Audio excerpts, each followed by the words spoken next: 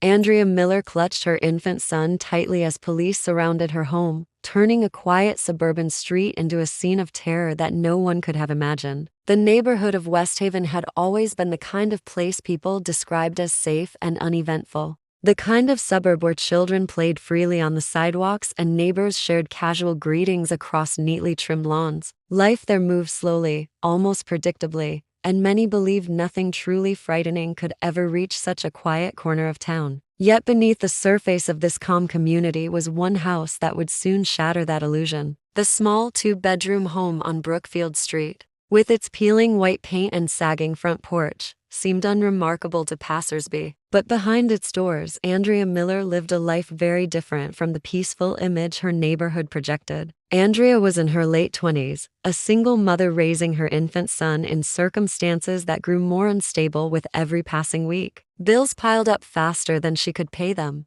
and notices from the landlord threatened eviction. Her once steady job had been lost months earlier, leaving her reliant on odd work and assistance programs. Neighbors rarely saw her, except for hurried trips to the corner store or brief appearances on her porch, where she would stand smoking a cigarette, staring blankly into the distance. To most, she was just another young mother trying to get by, but in truth, she was unraveling in silence. Behind her closed blinds, Andrea's mental state was crumbling under the weight of isolation and desperation. Friends she once leaned on had drifted away, tired of her constant struggles and unpredictable behavior. The father of her child had long since disappeared, leaving behind little more than broken promises and unpaid debts. Andrea felt cornered in her own life, with fewer options by the day, and the fragile bond she shared with her infant son became both her only comfort and her greatest vulnerability. The breaking point came on a chilly evening in October. What began as a minor disturbance escalated when Andrea's increasingly erratic actions drew the attention of neighbors.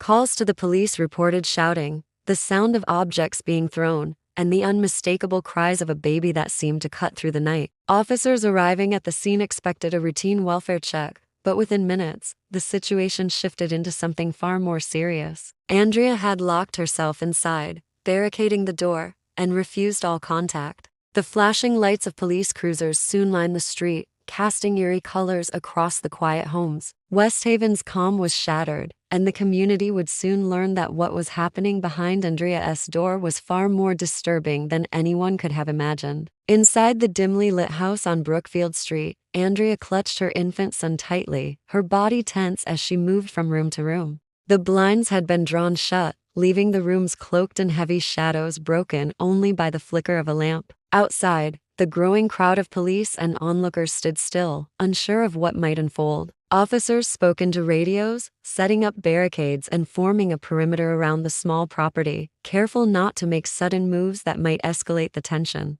What they didn't yet realize was that Andrea had no intention of surrendering quietly. The first signs of danger came when officers tried to make contact. Instead of responding with words or opening the door, Andrea appeared briefly at a window, her baby cradled in her arms. But what alarmed the officers was the way she held him, not as a protective mother shielding her child from danger, but as if the infant himself was the barrier between her and the outside world. The unsettling sight turned a routine welfare call into a crisis, forcing the police to switch their approach from casual inquiry to crisis negotiation. Inside, Andrea's thoughts raced chaotically. The walls of the house seemed to close in on her as the weight of her circumstances pressed down. She was terrified of losing custody of her child, terrified of being arrested, and even more terrified of facing her life with no control left. Her decisions no longer followed logic. Desperation guided her every move. To her, holding her baby in front of her body was not an act of cruelty but a misguided form of survival. The infant's presence, she believed, would stop anyone from rushing inside. The hours dragged on with tension rising. Police tried to communicate, using calm tones from outside the house, but Andrea refused to respond. Occasionally, neighbors caught glimpses of her shadow passing across the blinds, the small shape of the baby always pressed against her chest. The cries of the infant echoed through the night, haunting the quiet street and sending chills through those gathered. Every moment deepened the fear that one mistake, one sudden move, could turn the standoff into tragedy. The neighborhood that once prided itself on peace now stood paralyzed, watching helplessly as Andrea's home became the center of a terrifying ordeal. As the standoff continued into its second day, investigators began piecing together Andrea's recent activities, uncovering a web of troubling behavior that explained her desperation. In the weeks leading up to the incident, she had been linked to a series of small burglaries in nearby towns. Jewelry, electronics, and cash had been reported missing from homes and shops, and police records revealed patterns that pointed toward Andrea. While the amounts were not staggering, the repeated nature of the crime suggested a person under extreme pressure, someone willing to risk everything for survival. The more authorities learned, the more they understood the stakes behind the standoff. Andrea's financial situation had been deteriorating for months, and with eviction notices piling up, she faced the loss of her home and the possibility of her infant being placed into protective custody. In her mind, surrendering meant losing the last thread of control she had over her life and her child. The infant, tiny and fragile, had become both her shield and her bargaining chip. She believed that as long as the child remained with her, she could manipulate the situation in her favor, delaying intervention and buying time.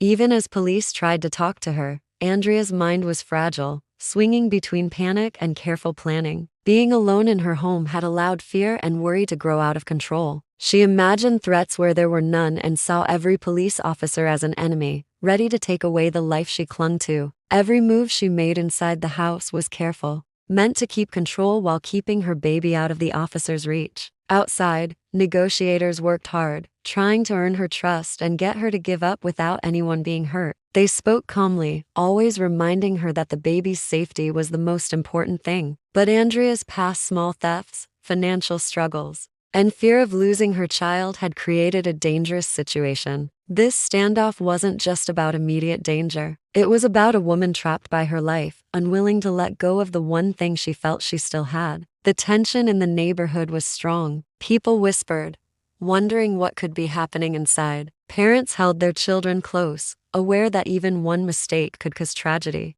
Every hour that passed without a solution made everyone more anxious, showing that this was more than a simple police call. It was a life pushed to the edge. Andrea's reasons were clear: survival, control, and the desperate desire to keep her child safe in her own way, no matter what. Hours into the standoff, the tension reached a breaking point. Police had spent countless hours negotiating and planning for every scenario. When they finally entered, they were shocked. Everything that had looked dangerous was staged. Items that looked like weapons were ordinary objects: kitchen knives, broom handles, and even a baseball bat wrapped in dark cloth. The overturned furniture and scattered bottles were all part of Andrea's plan to make her home look chaotic and threatening. The house had been set up like a maze. Dark corners hid her movements, and objects were placed to make it seem like she was unpredictable. Police had to move carefully, knowing one wrong step could harm the baby. For hours, the baby's cries filled the house, making the situation even more tense. Andrea had created both psychological and physical fear. Outside, neighbors watched, unable to understand how one person could cause so much worry. Inside, she felt a twisted sense of control. The baby was her shield, the house her fortress. Even though there were no real weapons, the fear she caused paralyzed the street. When officers finally entered, they had to move very carefully. In the end, the standoff ended without violence. The baby was safe, but the psychological impact stayed with everyone. Andrea Miller's name became a symbol of desperation and the frightening power of illusion. Andrea was arrested without anyone being hurt, but the event left a lasting mark on the neighborhood. Westhaven, once peaceful, now had families worried about safety. The baby was placed in protective care. Although physically safe, he had already experienced a night of fear that would mark his early life. Investigators discovered Andrea's full story. She had financial struggles, a history of theft, periods of homelessness, and past clashes with the law. Friends and relatives described her as someone whose life had spiraled out of control. Some saw her as a criminal,